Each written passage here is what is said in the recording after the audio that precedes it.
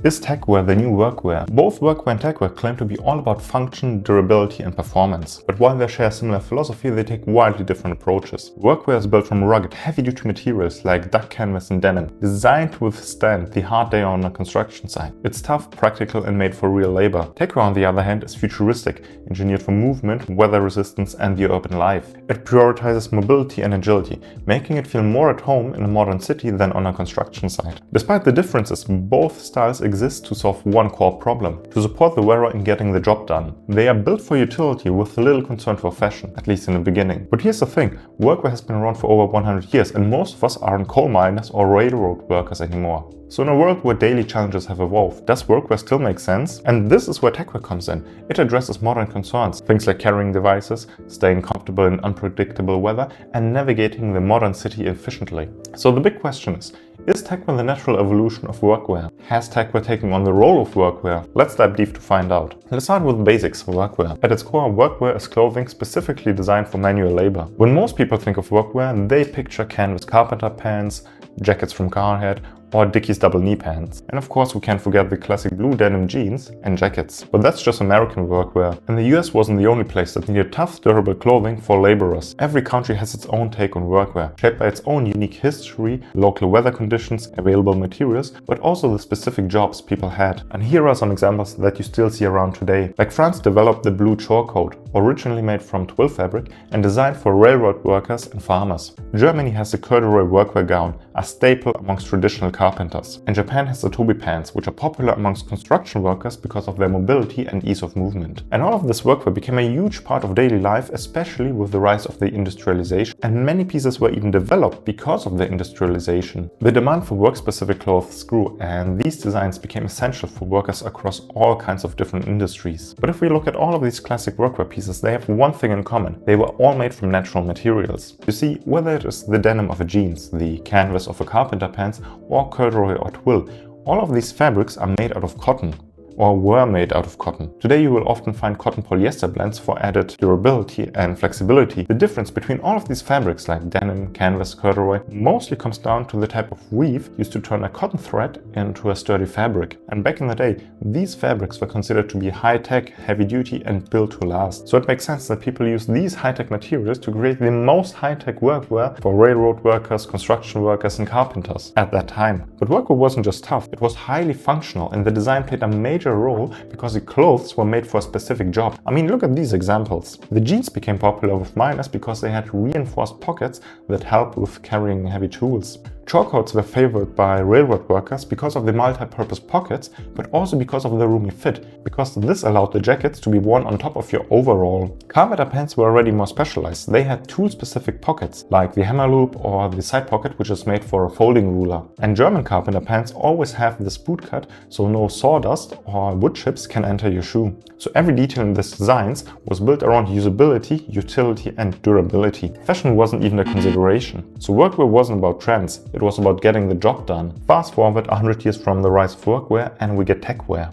A style built around functionality, modular storage, but also ergonomics and ease of movement. And unlike traditional workwear, techwear is made from futuristic materials that are often breathable, water resistant and highly elastic and comfortable. It's designed for movement and adaptability rather than just durability. And the most prominent brand that put techwear on the map is Acronym. There are plenty other brands pushing the boundaries of the style, including Enfant Levé, Guerrilla Group, Nehmen Italia and Orbit Gear. Now you might be wondering why I didn't include brands like the North Face or Arc'teryx. Well, for me that leans more into Gorb-core, so outdoor focused clothing and not true techwear. And one thing that separates techwear from traditional workwear is the use of man-made high-performance materials. The most well-known? Probably Gore-Tex, a waterproof, breathable membrane that is the go-to for weather-resistant gear. Another heavy hitter? Dryskin by the Swiss company Schoeller. Designed for crazy flexibility and comfort, but also water resistance. But you will also find different cotton blends with coatings like Etherproof or Ether-Dry, each with its own unique properties. And some brands simply choose a material that go with their designs. Other brands like Enfant Levé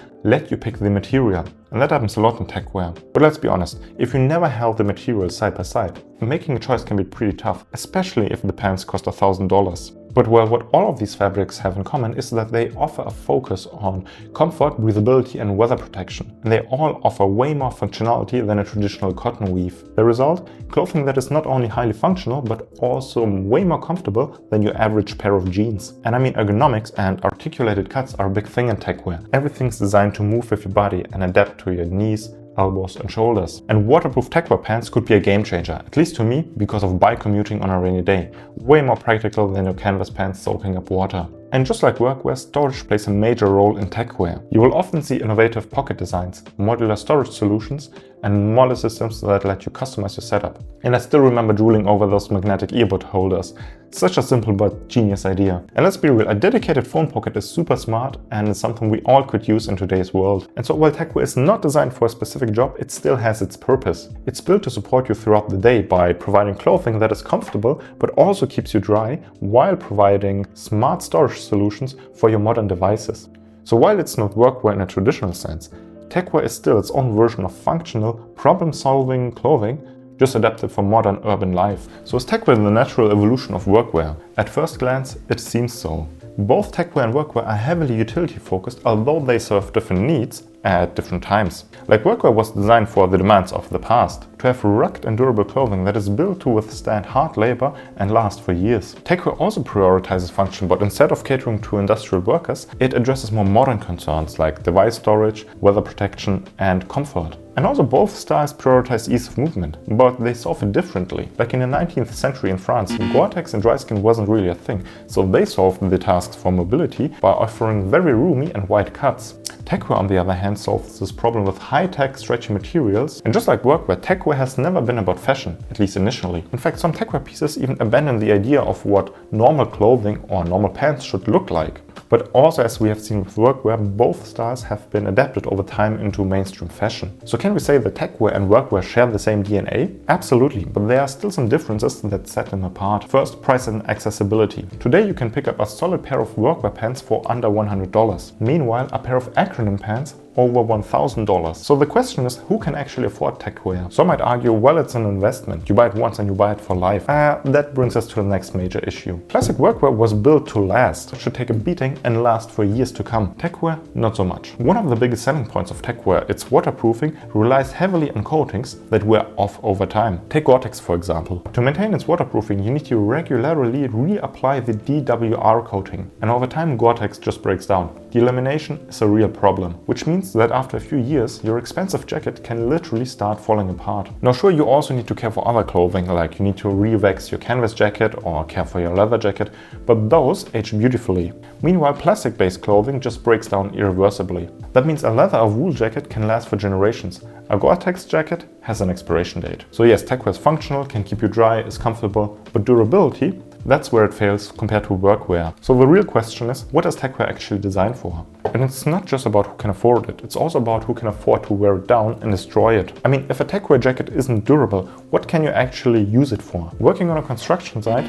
No, not at all. It would be destroyed immediately. But alright, techwear is not designed for these environments and for the purpose of manual labor. But the question still stands, what is it designed for? Like if I would own an acronym piece, I wouldn't even wear it to help a friend with a move, because I would always be afraid of getting scratches on my $2,000 jacket. So if manual labor is completely out of the question, then what's left? Most people would argue that techwear is perfect for modern daily life, and for me that would be bike commuting. So let's entertain the idea. Sure, waterproof, comfortable clothing sounds great for a bike commute. But then I gotta ask myself, do I really need $1,000 pants for a 10-minute ride to the office? And if I work at an office, I probably need to wear something business casual. And this is definitely not business casual. In that case, wouldn't it make much more sense to wear bike-specific gear and then just change into office clothes? For me, this is where techwear starts to fall apart. It doesn't fulfill the job of traditional workwear, like it's not durable enough for manual labor, but it also doesn't fit seamlessly into the life of a worker in the digital era. So while techwear is fascinating from a design perspective, when it comes to real-world practicability, it doesn't seem to fully replace what workwear was initially designed to do. It's an experiment in futuristic utility, but does it really solve a problem? That's up for debate. And this is exactly where I ran into my own problem with techwear. I first discovered techwear like 10 years ago, and I was fascinated with the utility-driven approach to design. And like many others, I had my eyes on acronym,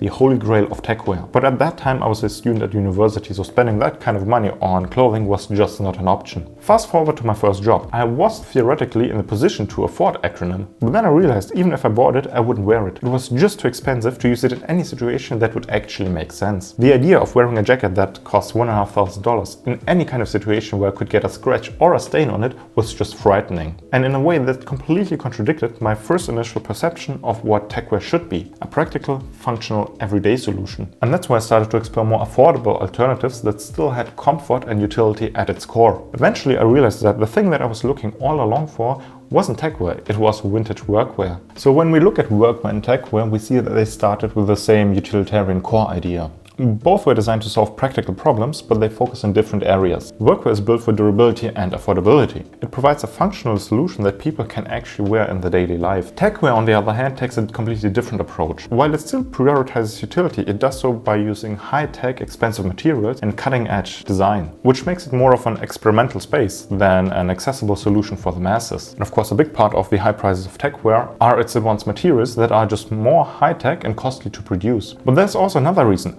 Smaller brands like Acronym or Orbit Gear don't really profit off economies of scale, such as giants like Carhartt or Dickies do. Mass production just keeps the price of workwear low, while techwear remains a niche high-end market. So is techwear the natural evolution of workwear? In a way, yes, both share the utilitarian mindset. But like in any evolution, the DNA changed along the way. And unlike workwear, techwear is not about providing an affordable solution to everyone. Instead, it's about pushing boundaries of futuristic utility and design. So when you buy into techwear, you're not just purchasing clothes, you're funding the brand's vision and continued experimentation to the field. You're basically part of that push into new design territory. But here's the thing, since most people don't need those futuristic features in their daily lives, techwear feels less of a workhorse and more of a high-end fashion choice. So it's an evolution, yes, but one that has taken a turn into innovation and exclusivity rather than mass utility. So what do you think? Which role does outdated workwear or overpriced techwear play in your life? Let me know in the comments, I'm genuinely curious. I hope you enjoyed the video and maybe had as much fun as I did with entertaining the idea how workwear could maybe look like in modern life. If you like this kind of discussions about fashion and design and the history of both,